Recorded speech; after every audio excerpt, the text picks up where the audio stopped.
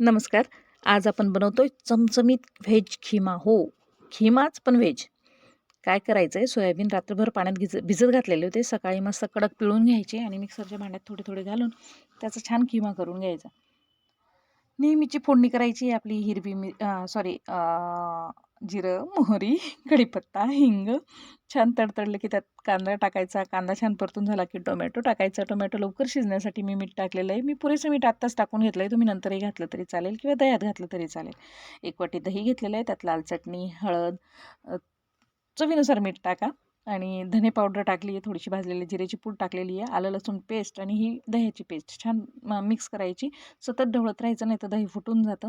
थोडीशी हिरवीगार कोथिंबीर त्यातच घालून घेतलेली, तेलात कलर छान राहतो हिरवा म्हणून.